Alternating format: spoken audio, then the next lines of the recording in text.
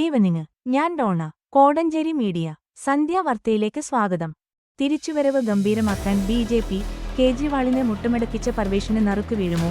ന്യൂഡൽഹി. 27 വർഷത്തിനു ശേഷം ഡൽഹിയിൽ ബി.ജെ.പി. സർക്കാർ തിരിച്ചെത്തുന്നതിന്റെ സത്യപ്രതിജ്ഞാ ചടങ്ങ് ഗംഭീരമാക്കാൻ തീരുമാനം. എൻ.ഡി.എ ഭരിക്കുന്ന എല്ലാ സംസ്ഥാനങ്ങളിലെയും മുഖ്യമന്ത്രിമാരെ ചടങ്ങിലേക്ക് ക്ഷണിക്കും.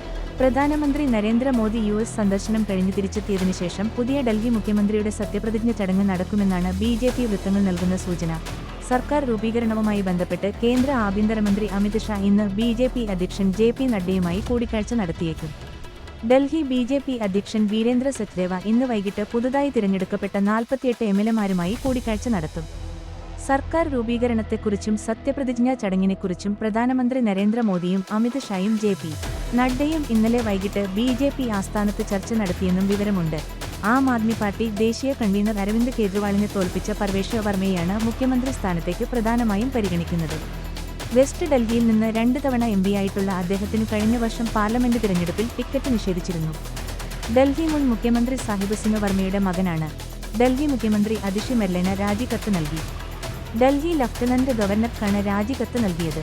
ഇതിനു പിന്നാലെ ഡൽഹി നിയമസഭ പിരിച്ചുവിട്ടതായി ലഫ്റ്റനന്റ് ഗവർണർ ഉത്തരവിറക്കി. അടുത്തത് മമത. ബംഗാളിലെ ജനങ്ങൾ തൃണമൂലിനെയും തൂത്തെറിയും. മുന്നറിയിപ്പുമായി ബി.ജെ.പി. ന്യൂഡൽഹി. 27 വർഷത്തിനു ശേഷം ഡൽഹി നിയമസഭാ തിരഞ്ഞെടുപ്പിൽ വിജയം കൈവരിച്ചതിനു പിന്നാലെ ബംഗാൾ മുഖ്യമന്ത്രി മമതാ ബാനർജിക്ക് മുന്നറിയിപ്പുമായി ബി.ജെ.പി. അടുത്ത വർഷം നടക്കാനിരിക്കുന്ന ബംഗാൾ നിയമസഭാ തിരഞ്ഞെടുപ്പിൽ ജനങ്ങൾ തൃണമൂൽ കോൺഗ്രസിനെ ബംഗാളിൽ നിന്ന് തൂത്തെറിയുമെന്നാണ് ബി.ജെ.പി. നേതാവ് സുവേന്ദു അധികാരിയുടെ മുന്നറിയിപ്പ്. സുവേന്ദു അധികാരിക്കു പിന്നാലെ ബി.ജെ.പി. നേതാവ് സുകാന്ത മജുംദാറും ഇക്കാര്യം ഉന്നയിച്ചു. ഡൽഹിയിലെ പോലെ ബംഗാളിലെ ജനങ്ങളും ബി.ജെ.പിക്ക് വോട്ട് ചെയ്യുമെന്നാണ് സുകാന്ത മജുംദാർ പറഞ്ഞത്. ബി.ജെ.പിയുടെ വിജയത്തിൽ ഡൽഹിയിലെ ബംഗാളി സമൂഹത്തോട് ഇരു നേതാക്കളും നന്ദി അറിയിക്കുകയും ചെയ്തു. ഡൽഹി തിരഞ്ഞെടുപ്പിൽ തൃണമൂൽ കോൺഗ്രസിന്റെ പിന്തുണ ഇക്കുറി ആം ആദ്മി പാർട്ടിക്കായിരുന്നു. എന്നാൽ ഇത് കാര്യമായ ചലനം സൃഷ്ടിച്ചില്ലെന്നാണ് വിലയിരുത്തൽ. ഡൽഹിയിലെ ബംഗാളി ഭൂരിപക്ഷ മേഖലകളിൽ ബി.ജെ.പി. മികച്ച വിജയം നേടിയെന്നും സുവേന്ദു അധികാരി പറഞ്ഞു. ഡൽഹിയെ ഇത്രയും കാലം ഭരിച്ചവർ തലസ്ഥാനത്തെ നശിപ്പിച്ചുവെന്നും പ്രധാനമന്ത്രി നരേന്ദ്രമോദിക്ക് മാത്രമേ ഡൽഹിയുടെ മഹത്വം തിരികെ കൊണ്ടുവരാൻ സാധിക്കുകയുള്ളൂവെന്നും ബംഗാൾ പ്രതിപക്ഷ നേതാവ് കൂടിയായ സുവേന്ദു അധികാരി വ്യക്തമാക്കി. 2020-ലാണ് തൃണമൂൽ വിട്ട സുവേന്ദു അധികാരി ബി.ജെ.പിയിൽ ചേർന്നത്. 2021-ലെ നിയമസഭാ തിരഞ്ഞെടുപ്പിൽ മമതാ ബാനർജിയെ സുവേന്ദു പരാജയപ്പെടുത്തിയിരുന്നു. നന്ദിഗ്രാമിൽ നിന്നായിരുന്നു സുവേന്ദുവിന്റെ വിജയം. മുസ്തഫാബാദ് അല്ല, ഇനി ശിവപുരി. ഡൽഹിയിലെ വിജയത്തിനു പിന്നാലെ സ്ഥലപ്പേര് മാറ്റുമെന്ന് ബി.ജെ.പി. നേതാവ്. ന്യൂഡൽഹി.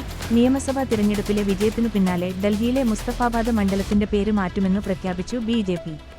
മണ്ഡലത്തിൽ നിന്നും വിജയിച്ച മോഹൻ സിംഗ് ബിഷ്ടാണ് പ്രഖ്യാപനം നടത്തിയത്. മുസ്തഫാബാദിന്റെ പേര് ശിവപുരി എന്നോ ശിവവിഹാർ എന്നോ മാറ്റുമെന്നാണ് പ്രഖ്യാപനം. ഡൽഹിയിലെ മുസ്തഫാബാദിൽ ബി.ജെ.പിയുടെ അപ്രതീക്ഷിത വിജയത്തിനു പിന്നാലെയാണ് പേര് മാറ്റുമെന്ന ബിഷ്ടിന്റെ പ്രഖ്യാപനം. 2020-ൽ കലാപം നടന്ന മണ്ഡലമാണു മുസ്തഫാബാദ്. ഔദ്യോഗിക കണക്കുകൾ പ്രകാരം മണ്ഡലത്തിൽ 45% മുസ്ലിം വിഭാഗമാണ്. പക്ഷേ മണ്ഡലത്തിൽ യാത്ര ചെയ്തതിൽ നിന്നും മുസ്ലിം വിഭാഗം 60%വും ഹിന്ദുക്കൾ 40%വുമാണെന്ന് മനസ്സിലാക്കി. ഞങ്ങൾ ഒരു സെൻസസ് നടത്തും. മുസ്തഫാബാദിന്റെ പേര് ശിവവിഹാർ അല്ലെങ്കിൽ ശിവപുരി എന്ന് മാറ്റുകയും ചെയ്യും, മോഹൻ സിംഗ് ബിഷ്ട് പറഞ്ഞു. എ.എ.പി. നേതാവ് അദീൽ അഹമ്മദ് ഖാനെയും എ.ഐ.എം.ഐ.എം സ്ഥാനാർത്ഥി മുഹമ്മദ് താഹിർ ഹുസൈനെയും പരാജയപ്പെടുത്തിയാണ് മോഹൻ സിംഗ് ബിഷ്ട് മുസ്തഫാബാദിൽ നിന്നും ഇക്കുറി വിജയിച്ചു കയറിയത്. 17,578 വോട്ടുകൾക്കായിരുന്നു ഇവിടെ ബി.ജെ.പി. സ്ഥാനാർത്ഥിയുടെ വിജയം. ചൈനയിൽ എം.ബി.ബി.എസ്. പഠനം സ്വാതന്ത്ര്യം അനുവദിക്കുന്നില്ലെന്ന് പരാതി. പ്രജിൻ അച്ഛനെ കൊലപ്പെടുത്തിയത് അതിക്രൂരമായി. തിരുവനന്തപുരം. വെള്ളറട കിളിയൂരിൽ അച്ഛനെ വെട്ടിക്കൊലപ്പെടുത്തിയ കേസിൽ അറസ്റ്റിലായ മകൻ പ്രജിൻ, 28, ചൈനയിൽ എം.ബി.ബി.എസ്. പഠനം നടത്തിയിരുന്നതായി വിവരം.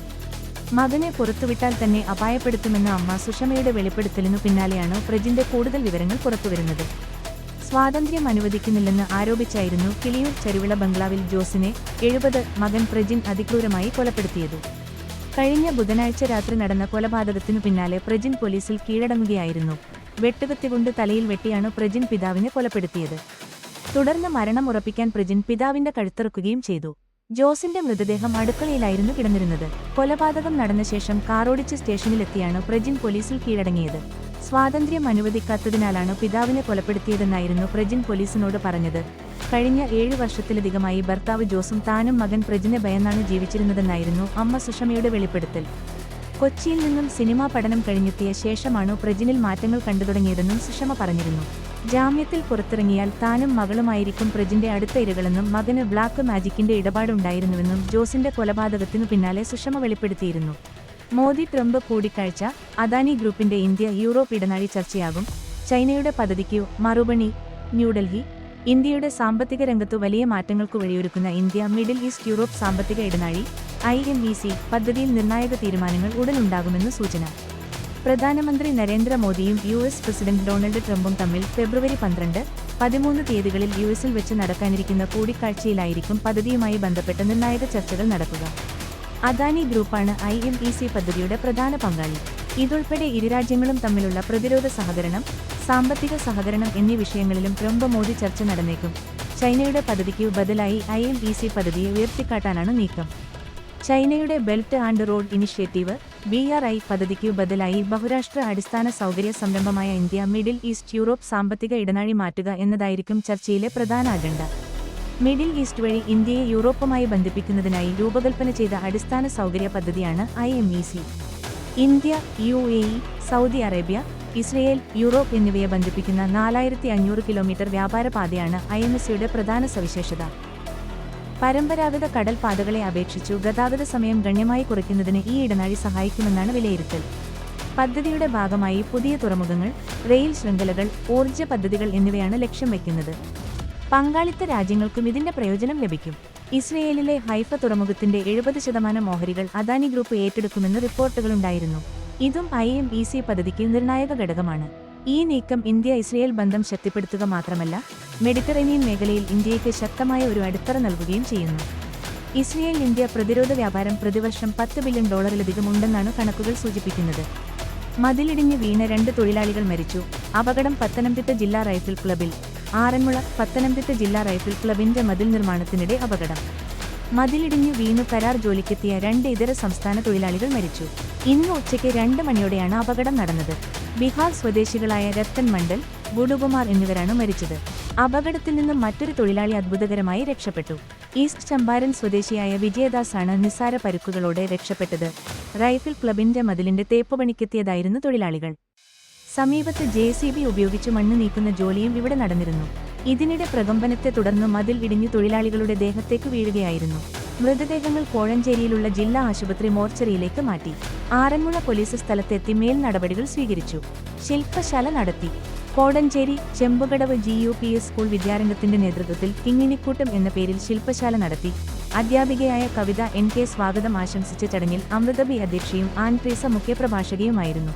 സ്കൂളിലെ senior assistant Aneesh K Abraham ശില്പശാലയുടെ ഉദ്ഘാടനം നിർവഹിച്ചു. അധ്യാപകരായ ബിന്ദു സുബ്രഹ്മണ്യൻ, അനുജോ ബിഷ്, സേതുലക്ഷ്മി, ഐറിൻ സജി, അലൻ ജോസ്ഫിൻ, പ്രീത സണ്ണി, ബ്രുതി മോൾ എന്നിവർ ആശംസകൾ അറിയിച്ചു. അധ്യാപികയായ സിന്ധുടി ചടങ്ങിൽ നന്ദി അർപ്പിച്ചു. തുടർന്ന് കുട്ടികളുടെ വിവിധ കലാപരിപാടികളും സൃഷ്ടികളും പ്രദർശിപ്പിക്കുകയും ചെയ്തു. സ്വാഗത സംഘം രൂപീകരിച്ചു. Kodanchery Kannoth CPM local committee office ഉദ്ഘാടനം ഫെബ്രുവരി 24-ന് CPM സംസ്ഥാന സെക്രട്ടേറിയറ്റ് മെമ്പർ, പൊതുമരാത്ത വകുപ്പ് ടൂറിസം മന്ത്രി മുഹമ്മദ് റിയാസ് നിർവഹിക്കും.